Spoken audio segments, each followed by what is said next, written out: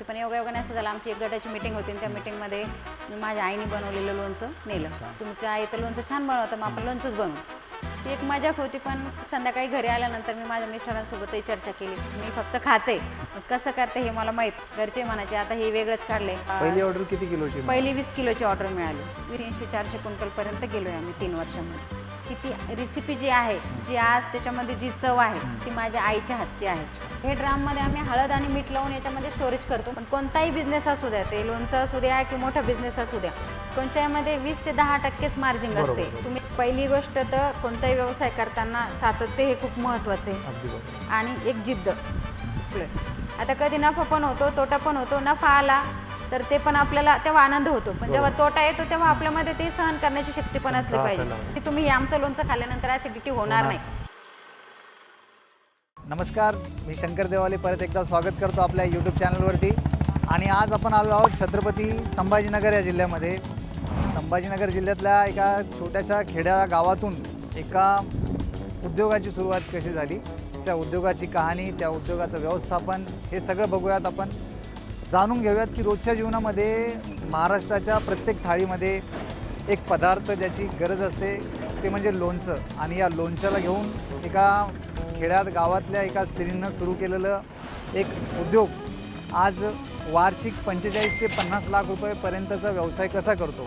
आणि जीवन जगत असताना महाराष्ट्रामधल्या बेरोजगारांना रोजगार देण्याचं किंवा एक नवीन रोजगाराचं, एका नवीन उद्योगाचं लोणच्याला उद्योग क्षेत्रामध्ये आणून त्याच्यातून व्यवसाय करण्याचं जे काही बळ किंवा जे काही प्रेरणा इथं आज आपल्याला भेटते ते आहे लोणचं या उद्योगापासून. हो, आई लोणचं हे मराठवाड्यातलं एक प्रसिद्ध लोणचं आहे, ज्याचा वार्षिक उलाढाल 45 ते 50 लाख रुपयाची आहे. अशा या उद्योगाला आज आपण भेट द्यायला आलो आहोत. तर चला मित्रांनो, बघूयात, जाणून घेऊयात की कशा पद्धतीनं हा व्यवसाय केला जातो. आपण आलो आहोत, या उद्योगाची सुरुवात झालेली आहे. तर आपण बघू शकता इथं की हे त्यांचं कारखाना किंवा लोणचं बनवण्याचं उद्योगाचं एक हे ठिकाण आहे, ज्या ठिकाणी रेखाताई चव्हाण आपल्याला भेटतील. तर आहेत इथेच आहेत त्या. या, नमस्कार ताई. नमस्कार, खूप खूप स्वागत आहे तुमचं आपल्या यूट्यूब चॅनलवरती. धन्यवाद. आपण अशाच नवीन स्टार्टअपला घेऊन तुमची कहाणी मला अशाच एका व्यक्तीकडून फोनद्वारे भेटली. मी न्यूजपेपरमध्ये सुद्धा वाचली आणि मला वाटलं की इथे येऊन तुमच्या उद्योगाला भेट द्यावी. आणि माझ्या चॅनलद्वारे तुमचा हा अनुभव, तुमचा हा प्रवास महाराष्ट्रातल्या गल्लीबोळ्यापर्यंत जायला पाहिजे.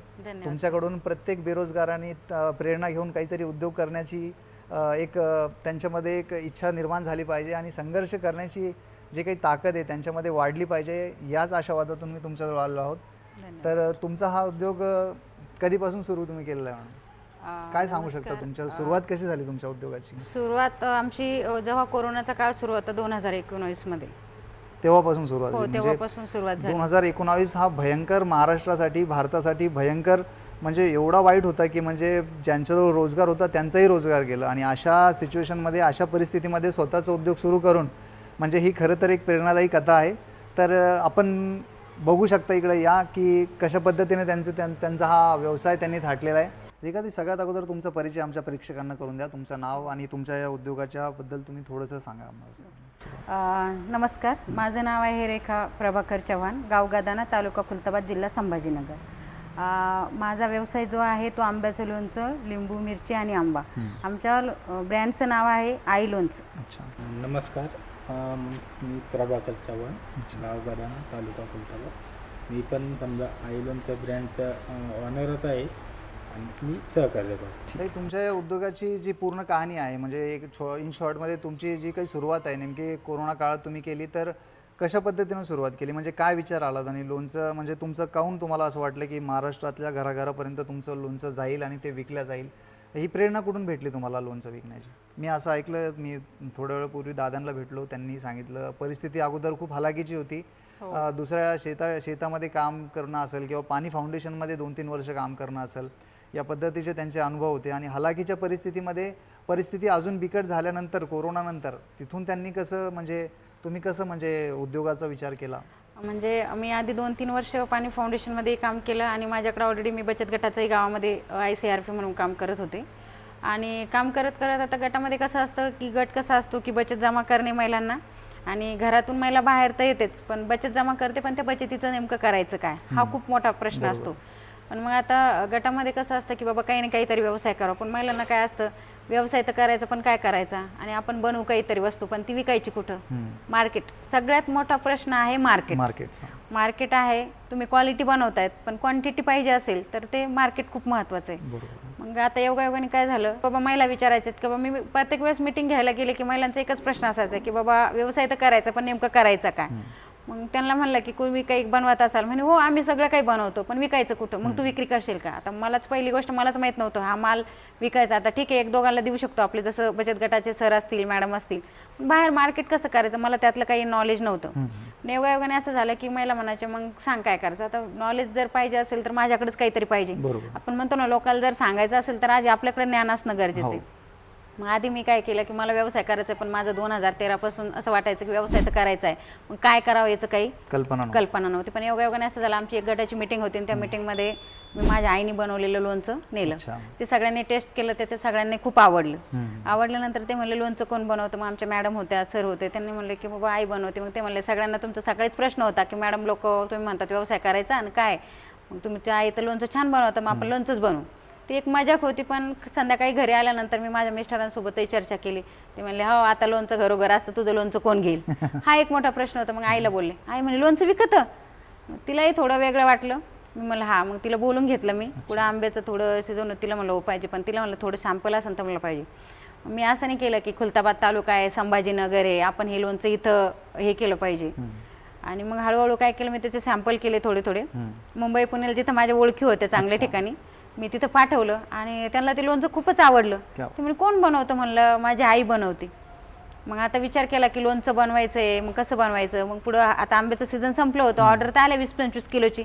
सीझन संपलं, पुढं आंब्याचं सीझन आलं आणि आईला 8 दिवस माझ्याकडनं बोलून घेतला आणि ते सगळे तिने मसाला बनवला. मग आता लोणचं तर मी कधी केलेलं नव्हतं. मला माझं हे लोणचं केलं, सगळेजण विचारायचं. म्हणलं मी फक्त खाते, मग कसं करते हे मला माहीत नाही, आई काय टाकते काहीच नाही. मग आईला बोलवलं, तिने मसाला वगैरे बनवून दिला. ती चिडचिड करत होती, घरचे म्हणायचे आता हे वेगळंच काढलंय. आम्ही मग काय केलं, सुरुवातीला एक 60-70 किलो लोणचं केलं, समजा क्विंटलच्या आसपास. आणि 70 किलोचे नुसते सॅम्पलच बनवले, छोटे 200 ग्रॅममध्ये, अर्धा किलोमध्ये. आणि ते 70 किलो पूर्ण सॅम्पल वाटप केलं. आणि तिथून एक चांगली ऑर्डर पण मिळाली हळूहळू. म्हणजे पहिली ऑर्डर किती किलोची? पहिली 20 किलोची ऑर्डर मिळाली. 20 किलोची सुरुवात झाली आणि आता 2000 याच्यामध्ये समजा आमचं 300-400 क्विंटलपर्यंत गेलोय आम्ही 3 वर्षांमध्ये. सुरुवातीला आम्हाला चांगल्या ऑर्डर मिळत गेल्या, पण आमचं लेबल विदाऊट लेबल जात होतं. विदाऊट लेबल तर माल खूप जास्तीचं विकला गेला आमचा, कारण त्या टायमाला आमचं 400 क्विंटलपर्यंत गेलं 2 वर्ष. पण त्याच्यानंतर काय झालं, आम्ही विचार केलाय की आपण एवढी मेहनत करतोय, कारण तेव्हा नॉलेज नव्हतं ब्रँड म्हणजे काय हेच काहीच नॉलेज नव्हतं. कारण आई लोणचं हा जो ब्रँड आम्ही बनवलाय, तर आई लोणचं नाव याच्यासाठी दिलंय की ती रेसिपी जी आहे, जी आज त्याच्यामध्ये जी चव आहे ती माझ्या आईच्या हातची आहे. म्हणून त्या ब्रँडला आई लोणचं नाव हे ब्रँडला दिलेलं आहे, कारण ती माझ्या आईच्या हातचं आहे रेसिपी. छान. तुम्ही त्या एका पद्धतीनं त्यांच्या आईला तो सन्मानही भेटला की आई त्यांच्या आईचं ते एक आठवण म्हणून त्यांच्या आईनं त्यांना उद्योगाला लावलं, त्यांच्या आईची ती रेसिपी, आणि त्यांनीही त्याला एक सन्मान म्हणून आई हे नाव दिलं आणि ते जपलं सुद्धा आणि त्याच्यावरती आज काम चालू आहे. तर हे खूप अभिमानाची गोष्ट आहे स्वतःमध्ये सुद्धा की आपण आपल्या आईचं नाव पुढं करून एक उद्योग सुरू केला आहे आणि ज्याच्यात लोकांना सुद्धा रोजगार देतो. तर आपल्या इथं किती म्हणजे महिला किंवा पुरुष काम करतात? कंटिन्यू आमच्याकडं पुरुष तर आमच्याकडं काही गरज असली तेव्हाच बोलवतो, पण आमच्या महिलाच सगळं काही करतात. आता आमच्या ज्या महिला आहेत तर 4 महिला आमच्या गटातल्याच आहे, कारण त्या महिला गटातल्या महिला ज्या आहेत त्या कोणी पॅकेजिंग करतं, कोणी लोणचं भरतं, सगळं लेबलिंग वगैरे सगळं त्या शिकून घेतलं. 4 महिला कंटिन्यू असतात. पण जेव्हा आमचा आंबा स्टॉक असतो ना, वर्षातून एकदा आंबा स्टॉक करावा लागतो, तर त्या टायमाला आमच्याकडे 25-30 लेबर असतं, कारण महिला असतात आमच्याकडे 15-20 तेव्हा. आणि आमचं जे आंबा कटिंग करण्यासाठी आम्ही हात कटिंग आहे, मशीनचं नाही आहे ना, तर आमचं ते MP चं लेबर असतं. तर ते लोक एका टायमाला एक माणूस तो 5 ते 6 क्विंटल आंबा कट करतो.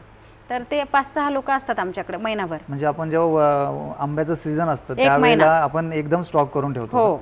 पण ते खराब वगैरे नाही होत? नाही. आता खराब होणं म्हणजे काय, आंबा जो आहे ना, जी पारंपरिक पद्धत आहे, हळद आणि मीठ हेच महत्वाचं आहे. आता पहिले लोक काय मोहरी आणि हळद मीठ टाकलं की लोणचं व्हायचं. आता तेल ऍड झालं, त्याच्यात मसाला वेगळा ऍड झाला. पहिली जी पारंपरिक पद्धत, आता हे पण सगळं पारंपरिक पद्धतीचंच आहे, फक्त याच्यामध्ये तेल आम्ही ऍड केलेले, कारण आता तो तेलामध्ये ते टिकवायचं आहे, तर ते मित्रांनो, प्रिझर्वेटिव्ह म्हणून जर तुम्ही आंबट किंवा तिखट पदार्थ बनवत असाल तर त्याच्यामध्ये मीठ हे प्रिझर्वेटिव्हचं काम करतं किंवा आणि जर तुम्ही गोड पदार्थ बनवत असाल तर त्याच्यामध्ये साखर ही स्वतः एक प्रिझर्वेटिव्ह असते. तर त्याच्यामुळे त्याला दुसरं काही म्हणजे त्याची म्हणजे बॅक्टेरिया वगैरेपासून वाचवण्यासाठी, त्याला खराब होण्यापासून वाचवण्यासाठी मीठ आणि खूप मोठं म्हणजे मदत असते, प्रिझर्वेटिव्ह म्हणून काम करतं.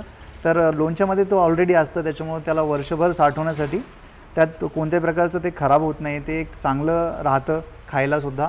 कोणत्याही पद्धतीचं केमिकल वगैरे यूज न करता किंवा बाकी दुसऱ्या गोष्टी न टाकता नॅचरली पारंपरिक म्हणजे आई जसं बनवायची त्यांची त्या पद्धतीचंच तीच रेसिपी फॉलो करून त्यांचं हे उद्योग किंवा लोणचं बनवण्याचा उद्योग सुरू आहे. तर आपण आता बघूया तिकडे चालून की कशा पद्धतीचं तुमचं काम म्हणजे असतं, स्टोअर करणं असेल किंवा पॅकेजिंग असेल. तुम्ही काही हे सगळं करताना काही लोन वगैरे किंवा काही बाहेरून नाही, आजपर्यंत तर आम्ही कोणती स्कीम वगैरे घेतलेली नाही. कारण स्कीम जर घेत बसलो आपण तर आपण व्यवसायच नाही करू शकत. कारण स्कीम घ्यायची मग ते करायचं. आता बँकवाले लोक पण म्हणतात की बाबा तुम्हाला एवढं लोन मिळेल, एवढं ते होईल. पण जेव्हा आपण स्कीम घ्यायचं ठरलो तर त्यांचा विषय तो मशिनरी. तर आम्हाला मशिनरीची काही गरज नाही, सगळं आम्ही हातानेच बनवतो. आमच्याकडे मशीन आहे, फक्त हे सिलिंग मशीन आहे जे आपलं हे बॉटल पॅक करण्यासाठी लागतं आणि बॉटल रॉ मटेरियलसाठी आपल्याला खर्च लागतो. हे बॉटल तुमच्या आईचा फोटो सुद्धा ठेवला? हो, आईचा फोटो पण ठेवलेला आहे. अर्धा किलो मध्येच आहे का? हे अर्धा किलो मध्ये आहे. 200 ग्रॅम मध्ये लोकांची एवढी मागणी नसते. 5 किलोच्या ह्याच्यामध्ये पण आहे आणि 1 किलोची बरणी पण आहे. आणि 1 किलोची बरणी किंवा अर्धा म्हणजे काय किलो प्रमाणे जातं? आपण 300 रुपये केजी देतो आणि डिलिव्हरी चार्ज वेगळा असतो आपला. 300 रुपये किलो प्रमाणे. आता ग्राहकांचं काय झालं की आंब्याचं लोणचं एवढे टेस्टी आहे तुमचं, तर आम्हाला लिंबू पण पाहिजे. मग ते ग्राहकाच्या अनुसार आम्ही आता लिंबू आणि मिरचीवर पण फुकत. पण त्याचे पण आमचा 2 क्विंटलची जर ही ऑर्डर असेल तर 1-1 क्विंटल म्हणजे 2 क्विंटलची ती पण ऑर्डर असते. लिंबूची 1 क्विंटलची आणि मिरचीची 1 क्विंटलची. छान, तुम्ही बघू शकता इथं छान पॅकेजिंग पण एकदम व्यवस्थित आहे, छान आहे. त्याच्यावर त्यांच्या आईचा फोटो सुद्धा त्यांनी लावलेला आहे. अट्रॅक्टिव्ह आहे, छान खूप दिसायला बरणी सुद्धा. आपण लोणचं टेस्ट करू आणि घेऊनही जाऊ जाता जाता. आता स्टोरेज जर म्हणायचं ठरलं तर स्टोरेज आम्ही हे जे आहे आता राजन वगैरे पारंपरिक पद्धतीमध्ये आता आहे बाबा लोणचं, पण आता राजन तर एवढे उपलब्ध नाही. बरोबर. आम्ही काय केलंय की आता हे स्पेशल जे आहे हे फूड ग्रेड आहे. तर हे ड्राम मध्ये आम्ही हळद आणि मीठ लावून याच्यामध्ये स्टोरेज करतो, म्हणजे जेणेकरून आम्हाला वर्षभर हा माल स्टॉक राहील, खराब होणार नाही. आणि त्याच्यावरून मिठाचा लेअर दिला की तो वर्षभरही त्याला काही होत नाही. त्याच्यानंतर तो मिठाचा लेअर बाजूला केला की तो आंबा असेल तसा तो मिठाचं पाणी नंतर त्याच्यात होत नाही. कारण जेवढं पाहिजे ते ऑलरेडी ते घेतं आणि बाकीचं नंतर त्याला गरज नसते.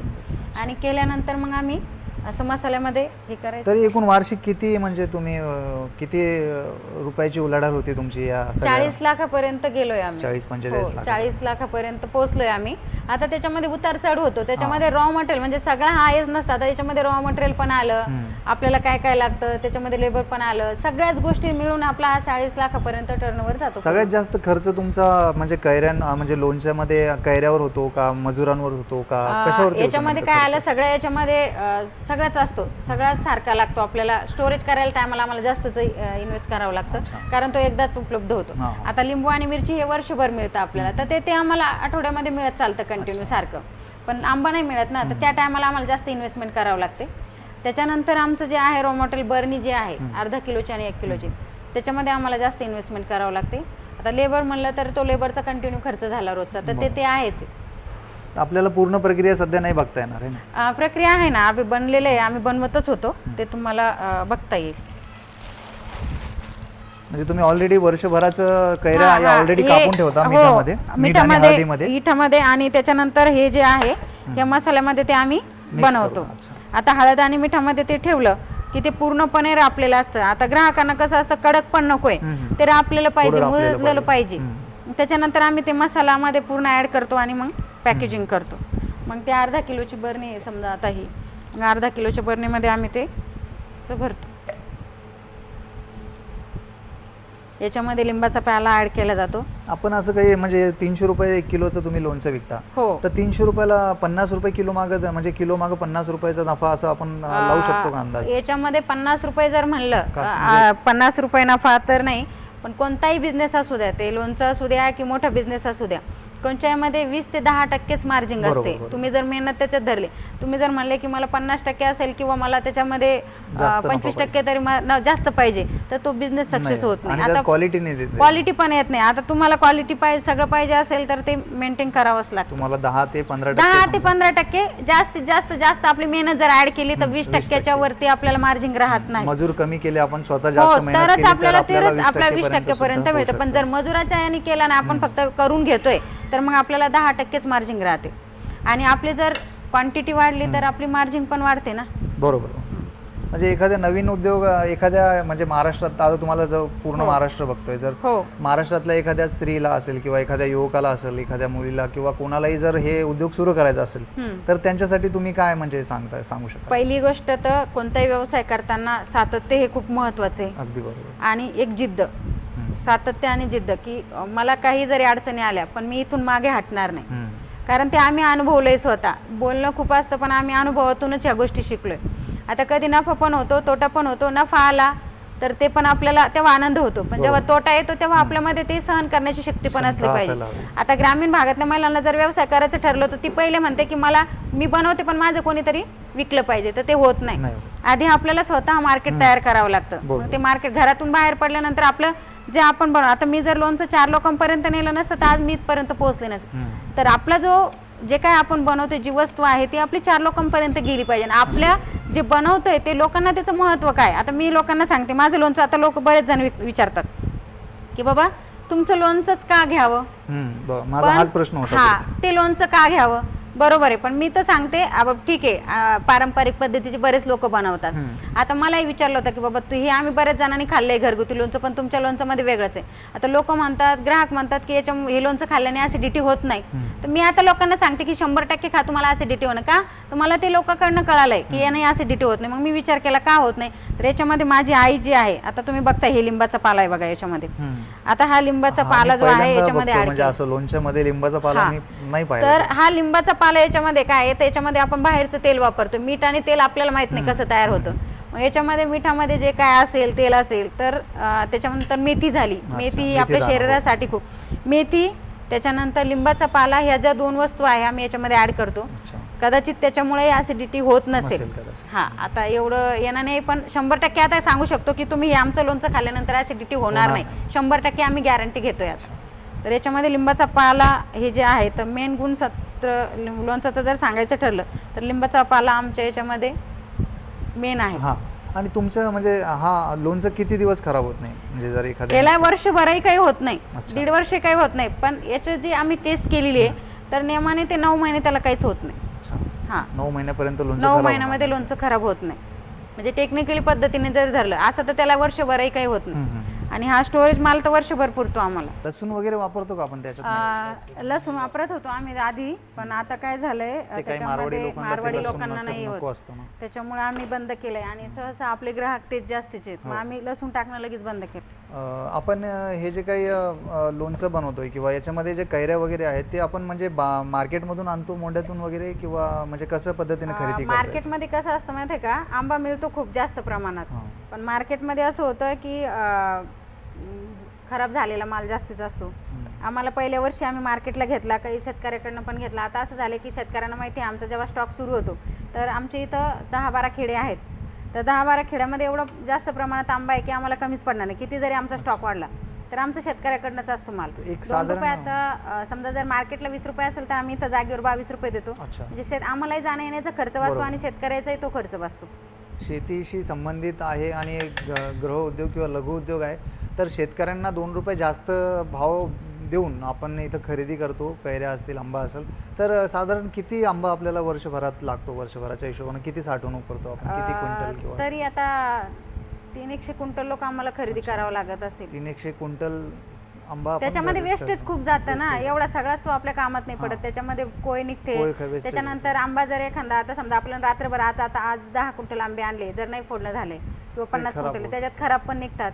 तर ते वेस्टेज जातं. तर ते एक आपण सगळं मिळून जर धरलं तर एवढा कट करावा लागतो. अच्छा, आणि याच्या ज्या बरण्या आपण यूज करताय समजा हां. ते कुठून आपण खरेदी करता? बरणी आपल्याला नाशिकहून येते डायरेक्ट. हो, कुरिअरने ते आपल्याला घरपोच मिळते. आणि बाकीचं जे ऑनलाईन वगैरे आहे तर ते माझे मिस्टर बघतात सगळं. अच्छा, तुमचे मिस्टर याच्यामध्ये तुम्हाला खूप म्हणजे त्यांचं कसं सगळा राहिलेलं? मिस्टरांचा सपोर्ट आहे. मी फक्त बोलायला आहे, दाखवायला आहे, पण खास जे आहे आता ऑनलाईन मार्केटिंग जे आहे तर ते माझं मिस्टरच बघतात. आता ऑनलाईन मध्ये माझं एवढं मला माहित नाही, माझ्या ते डोक्याच्या वरून जातं, पण ते त्याच्यामध्ये परफेक्ट झालेले आहेत. अच्छा, ते आपण म्हणतो ना, एक घराचा प्लॅन काढण्यासाठी एक इंजिनियर पाहिजे, तर माझ्या बिझनेससाठी माझे मिस्टरच इंजिनियर आहेत. हो. अच्छा, छान. आणि माझ्या 2 मुली आहेत. तर मोठी मुलगी BCS झालंय तिचं, आणि ती आता जे आहे की बाबा उद्या जर जॉब वगैरे नाही पण बिझनेसमध्ये उतरायचं असेल, मग तिने स्वतःची आमची वेबसाईट पण बनवली तिने, की काय काय येतंय हळूहळू. छोटी मुलगी आहे ती आता MITला आहे. ती BHEPमधून यायचं पण इंजिनिअरिंगचाच पार्ट आहे त्याच्यामध्ये, ती आता सेकंड इयरला आहे. माना की अंधेरा बहुत घना है पर दिया जलाना कहाँ मना है. अत्यंत हालाकी आणि गरीब परिस्थितीतून स्वतःचं म्हणजे सर्व संघर्ष, कोरोना काळामध्ये रोजगारही भेटणं मुश्किल झालं होतं. लोक एक दुसऱ्यांशी संपर्क करत नव्हते, माणुसकीसुद्धा हरवली होती.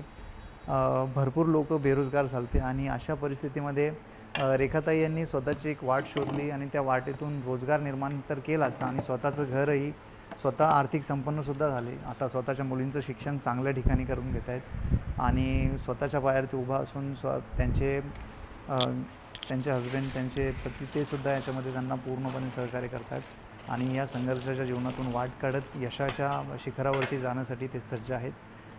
ही कहाणी होती संभाजीनगरमधल्या एका छोट्याशा खेडेगावातील सुरू झालेल्या लोणच्याच्या सुरुवातीच्या उद्योगाची, जो की आज 45-50 लाखापर्यंतचा उद्योग म्हणून समोर आला. तर अशीच नव्या नव्या प्रेरणादायी कथा घेऊन आपण भेटत राहू तुम्हाला. यातून तुम्हाला प्रेरणा भेटेल की कशा पद्धतीनं कितीही हालाकीची परिस्थिती असली तरी आपण त्यातून मार्ग काढू शकतो आणि त्याच्यातून उद्योग जर तुम्हाला करायचा असेल तर उद्योगही करू शकतो. आणि उद्योग करण्यातून काय होतं तर घरची पूर्ण परिस्थिती बदलते, हाताला काम भेटतं, नवीन रोजगार भेटतो, नवीन स्वप्न बघितलं जातात आणि त्या स्वप्नांना पूर्ण करण्याची क्षमता ह्या आपल्या मनामध्ये, आपल्या शरीरामध्ये, आपल्या जीवनामध्ये उतरती, ते फक्त उद्योगातून. म्हणून ज्यांना होईल जसं जमल काम करताना असेल किंवा काही विचार तुम्ही जे काही करत असाल त्याच्यातून स्वतःचा उद्योग कसं तुम्ही सुरू करू शकता आणि पुढं येऊ शकता आणि स्वतःला तुम्ही मजबूत करू शकता, परिपक्व करू शकता, याचा विचार यातून व्हायला पाहिजे, तुम्ही करायला हवा. आणि याच आशावादातून हा सगळा खटाटोप सुरू आहे. अशाच नवीन नवीन कहाण्या घेऊन मी तुम्हाला परत भेटत राहील, एका नवीन उद्योगासोबत तुम्हाला परत भेटेल. माझा हा सगळा प्रयत्न तुम्हाला कसा वाटला हे मला तुम्ही कमेंट बॉक्समध्ये नक्की सांगा. तुमच्या आजूबाजूला जर असं काही स्टार्टअप असेल जो प्रेरणादायी असेल, ज्याची नवीन सुरुवात असेल, संघर्ष असेल त्याच्यामागं, तर त्याबद्दल मला सांगा. त्यांना आपण भेटू, त्यांच्याबद्दल माहिती जाणून घेऊ, लोकांपर्यंत पोहोचवू. आणि हा माझा प्रयत्न तुम्हाला जर आवडला असेल तर प्लीज याला शेअर करा, लाईक करा, चॅनलला सबस्क्राईब करायला विसरू नका मित्रांनो. भेटूयात अशाच एका नवीन उद्योगाच्या, एका नवीन कहाणीसोबत, संघर्षाच्या नवीन उदयासोबत, ज्यातून त्यांची क्रांती घडलेली आपल्याला दिसून येईल. धन्यवाद.